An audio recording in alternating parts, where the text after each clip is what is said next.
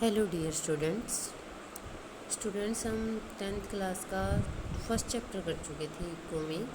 आज हम second chapter करेंगे। सेकंड चैप्टर का नेम है sectors of the Indian economy. और ये जो सेक्टर्स हैं हम नाइन्थ क्लास में पढ़ चुके हैं कि 3 तरीके के हमारे सेक्टर होते हैं। आज हम इनको थोड़ा और डिटेल में पढ़ेंगे, लेकिन नाइन्थ में पढ़ा हुआ हमें अब बहुत काम आने वाला है, क्योंकि उसी के ऊपर बेस है ये, और बहुत सारी डिटेल उसी से मैच करती है। तो आपको स्टार्टिंग में कुछ पिक्चर्स दिखाई दे रही हैं,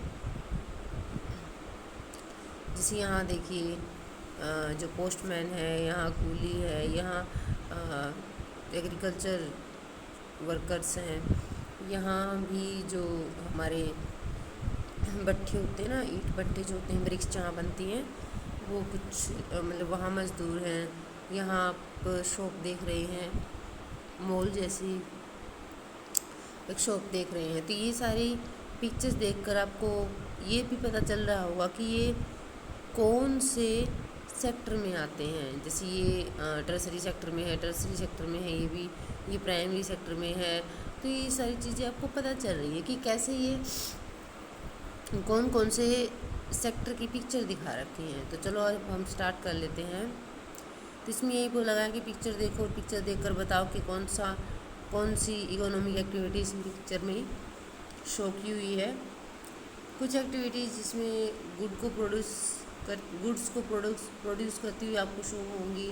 जैसे यहाँ पर देखिए ईंटें बनाई जा रही हैं, तो सामान को तैयार किया जा रहा है। कुछ आपको ऐसी पिक्चर दिखाई देंगी जो सर्विस प्रदान कर रही हैं, सर्विस प्रोवाइड करवा रही हैं। और कुछ ऐसी देंगी आपको जो प्राइमरी एक्टिविटी से रिलेटेड है, मतलब खेती से जुड़ी हुई है। तो ये कुछ एक्टिविटीज़ हैं आपको जो दिखाई दे रही हैं। अब हम स्टार्ट करते हैं अलग अलग सेक्टर को पढ़ते हैं हम कि प्राइमरी सेक्टर क्या है, सेकेंडरी सेक्टर क्या है, फिर टर्सरी सेक्टर क्या है। तो अगर हम बात करें प्राइमरी सेक्टर की, तो हमारे यहाँ बहुत सारी एक्टिविटीज़ होती हैं जो डायरेक्टली नेचुरल रिसोर्सेज से रिलेटेड होती हैं।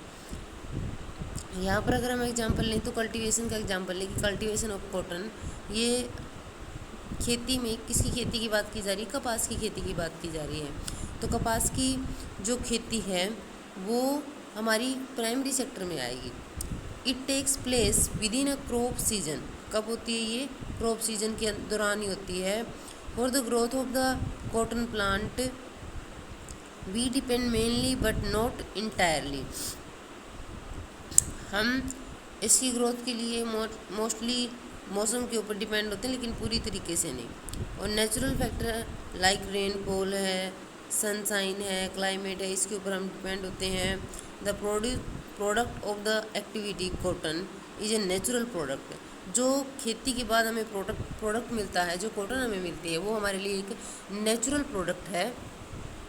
इसी तरीके से डेयरी की अगर हम बात करें, जो डेयरी होती है, दूध की जो डेयरी होती है, वो भी एक बायोलॉजिकल प्रोसेस के ऊपर डिपेंड होती है। जो एनिमल में बायोलॉजिकल प्रोसेस होती है उसके ऊपर डिपेंड होती है।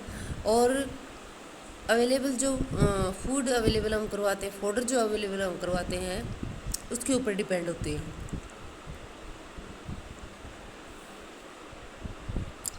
और इससे जो प्रोडक्ट हमें मिलता है, जैसे मिल्क मिलता है हमें इससे, तो वो कौन सा प्रोडक्ट है? नेचुरल प्रोडक्ट है। इसी तरीके से मिनरल्स की बात करें और ऑर्स की बात करें जो हमें नेचुरल रूप से मिलते हैं ज़मीन में, वो सारे भी किस में आएंगे? नेचुरल प्रोडक्ट में आएंगे।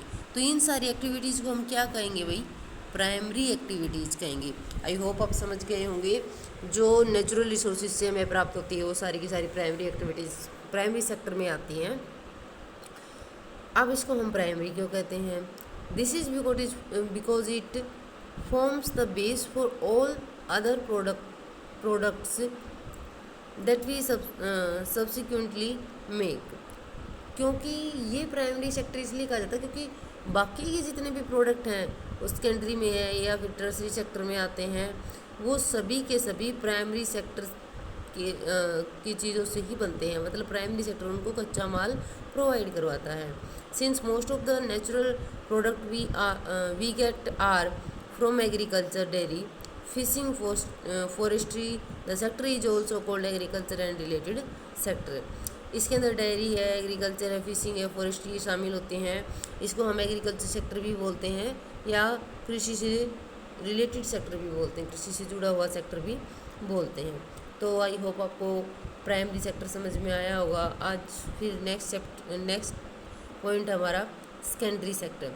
तो सेकेंडरी सेक्टर में क्या होता है, इसके अंदर एक्टिविटीज़ कौन सी आती हैं जिसमें नेचुरल प्रोडक्ट को चेंज कर दिया जाता है दूसरे प्रोडक्ट में।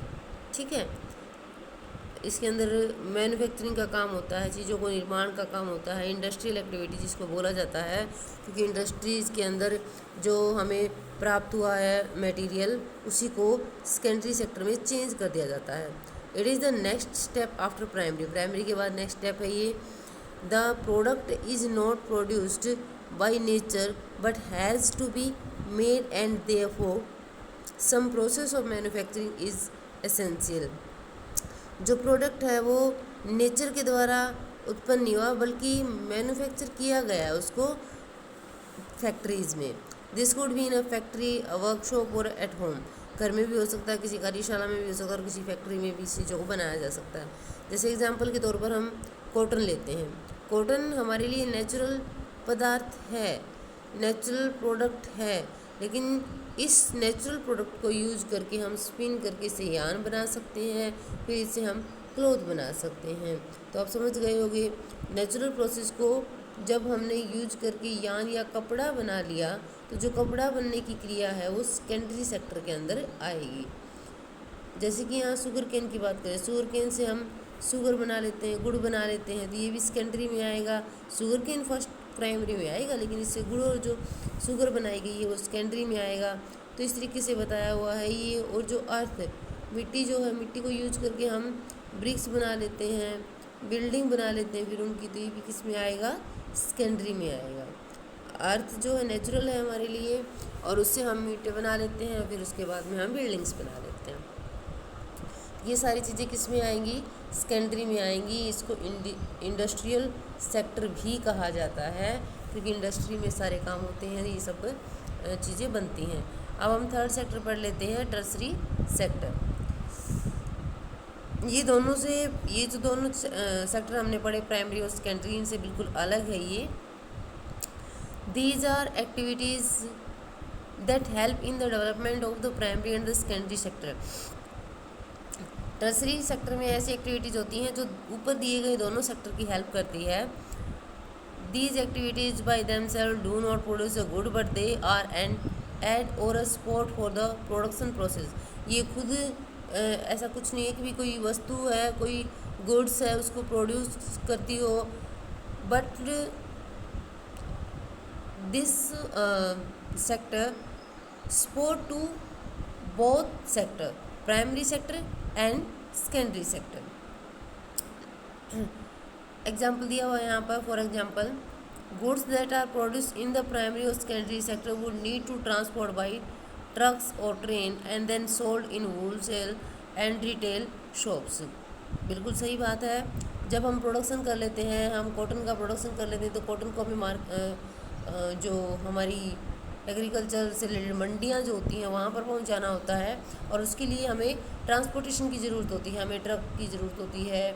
और इसके बाद जब कॉटन से सेकेंडरी सेक्टर में जाने के बाद उससे कुछ यान है या क्लॉथ है वो बना लिए जाते हैं, कपड़ा जो बना लिया जाता है उनसे फिर जो पहनने के लिए जो कपड़े बना लिए जाते हैं तो उनको भी फिर आगे जैसे यान को आगे फिर पहुंचाया जाता है, फिर उसे कपड़ा बनने के बाद कपड़े को पहुंचाया जाता है, फिर कपड़े से फिर जो हमारे क्लॉथ्स जो हम पहनते हैं उनको बनाने के लिए उनको आगे पहुंचाया जाता है। तो इस तरीके से टर्सरी सेक्टर प्राइमरी और सेकेंडरी सेक्टर दोनों के लिए ही सपोर्ट का काम करता है। जैसे प्राइमरी सेक्टर के लिए कैसे करेगा, जैसे कॉटन का एग्जांपल है तो कॉटन को वो मंडी तक पहुंचाएगा, तो ये प्राइमरी सेक्टर का हो गया। अब वहाँ पर यान बना, कपड़ा बना, वो सेकेंडरी सेक्टर का काम था। अब उस कपड़े को और यान को या कपड़े को मार्केट तक पहुंचाना, होलसेल तक पहुंचाना, ये टर्सरी सेक्टर का काम है, तो सेकेंडरी सेक्टर को भी वो सपोर्ट करता है। तो टर्सरी सेक्टर दोनों ही सेक्टर्स को सपोर्ट करता है। At time it may be necessary to store these in godowns, godowns में स्टोर करना भी ज़रूरी होता है। We also may need to talk the others over telephones और सेंड लेटर्स और borrow money from banks to help production and trade. Banking, trade are some examples of tertiary sector. Banking है हमारा, transport है, trade है, communication है, ये सब भी टर्सरी सेक्टर के अंदर आती हैं। Since these activities generate service rather than goods, तो ये क्या होती हैं, ये गुड्स को प्रोड्यूस नहीं करती हैं, ये सर्विस प्रोवाइड करती हैं, इसलिए हमारे टर्सरी सेक्टर को सर्विस सेक्टर के नाम से भी जाना जाता है। अब आगे देखते हैं। अब हमारा service sector. Service sector also includes some essential services that may not directly help in the production of goods. तो किसी गुड्स का प्रोडक्शन नहीं होता है, जैसे एग्जांपल के लिए टीचर्स है, टीचर की अगर हम बात करें तो टीचर अपनी नॉलेज स्टूडेंट तक पहुंचाता है, यहाँ कोई गुड्स से वो प्रोड्यूस नहीं हो रही है। डॉक्टर मतलब इलाज करता है पेशेंट्स का, और वॉशरमैन की बात करें, कोबलर है, लॉयर है, और भी बहुत सारे जो एडमिनिस्ट्रेटिव से जुड़े हुए लोग हैं, अकाउंटिंग वर्क जो लोग करते हैं, ये सभी टर्सरी सेक्टर में आएंगे, जो किसी गुड्स को प्रोड्यूस नहीं कर रहे हैं बट सर्विस प्रोवाइड करवा रहे हैं। अब आगे एक और रिसेंटली टाइम में एक और सर्विस सेक्टर के अंदर इंफॉर्मेशन टेक्नोलॉजी आ गई है, जो आगे हम चैप्टर में पढ़ेंगे। एटीएम बूथ्स आ गए हैं और कॉल सेंटर आ गए हैं, सर्विस सॉफ्टवेयर कंपनीज आ गई हैं, ये सभी भी अब टर्सरी सेक्टर का पार्ट हैं, बट इनमें कोई भी गुड्स प्रोड्यूस नहीं होती है। अब यहाँ पर हमें कुछ एग्जांपल दिए हुए हैं जिनको हमें बताना कि कौन सा सेक्टर किसके ऊपर हावी है या किसके ऊपर डिपेंड है। जैसे फर्स्ट एग्जांपल की अगर हम बात करें तो इसमें बताया हुआ कि अगर फार्मर जो है शुगर केन फैक्ट्रीज़ को बेचना या शुगर मिल को बेचना बंद कर दें तो क्या होगा। तो यहाँ पर क्या होगा भाई, किस चीज़ का एग्जांपल, ये secondary industrial sector being dependent on the primary sector. तो इसमें सेकेंडरी सेक्टर प्राइमरी सेक्टर के ऊपर बेस बता रखा है। अब आगे जो है इसमें ये बताया है कि अगर कॉटन कल्टीवेशन जो है, जो कंपनियां हैं वो डिसाइड कर लें कि हम कॉटन को खरीदेंगे नहीं इंडियन मार्केट के अंदर, और कॉटन की जो कल्टीवेशन हो रही है वो लेस हो जाएगी, प्रॉफिट फार्मर को कम होगा, फार्मर जो हैं वो दिवालिया हो जाएंगे, बैंकरप्ट हो जाएंगे, और वो फसल जो है उसको कम कर देंगे, कॉटन का प्राइस जो है वो भी डाउन हो जाएगा। तो इसमें क्या है, इसमें सेकेंडरी सेक्टर किसके ऊपर है, प्राइमरी सेक्टर के ऊपर डिपेंड बताया था, बट इसमें क्या है, प्राइमरी सेक्टर भी सेकेंडरी सेक्टर के ऊपर डिपेंड है। अगर फैक्ट्रियाँ मना कर देंगी कि कॉटन हम नहीं लेंगे तो किसान जो है जो कॉटन उगाएगा उसका दाम है वो भी गिर जाएगा, और किसान जो अपने खेतों में कॉटन उगाना भी कम कर देगा। अब आगे भी इसी तरीके का एग्जाम्पल दिया हुआ है। अगर किसान tractor, pump set, electricity, pesticide, fertiliser ये सब चीज़ें खरीद लेता है अगर इन चीज़ों का प्राइस बढ़ जाता है तो क्या होगा, तो फार्मर जो है उसकी कल्टीवेशन का जो प्राइस है वो भी बढ़ जाएगा। लेकिन प्राइस अगर मतलब एट ए टाइम नहीं बढ़ता है तो उसका जो प्रॉफिट है वो भी रिड्यूस हो जाएगा। इधर भी सेम एग्जांपल है, जो ऊपर दिया हुआ सेकेंडरी सेक्टर के ऊपर डिपेंड है प्राइमरी। थर्ड में सर्विस सेक्टर के बारे में दिया हुआ है, जो इंडस्ट्रियल और सर्विस सेक्टर में नीड होती है फूड की। Imagine what would happen if there is a strike by transporter and lorries. अगर ट्रांसपोर्टर और लॉरीज अगर इसमें स्ट्राइक कर देती है, और स्ट्राइक करने के बाद रूरल एरिया में या अर्बन एरिया में जो सामान है वो नहीं पहुंच पाता है, और फार्मर है वो भी प्रोडक्ट बेच नहीं पाते हैं, तो इसमें क्या होता है, कौन सा सेक्टर यहाँ पर डिफाइन कर रखा है, इसमें सर्विस सेक्टर। सर्विस सेक्टर के बारे में बताया हुआ है कि सर्विस सेक्टर के ऊपर दोनों ही सेक्टर डिपेंड है, फर्स्ट और सेकंड, प्राइमरी और सेकेंडरी सेक्टर दोनों ही इसके ऊपर डिपेंड है। आगे हमारा टॉपिक है कंपेयरिंग द थ्री सेक्टर। इसमें तीनों सेक्टर को कंपेयर किया हुआ है और ये तीनों सेक्टर को कंपैरिजन है वो हम नेक्स्ट वीडियो में करेंगे। आज की वीडियो में बस इतना ही। Good bye.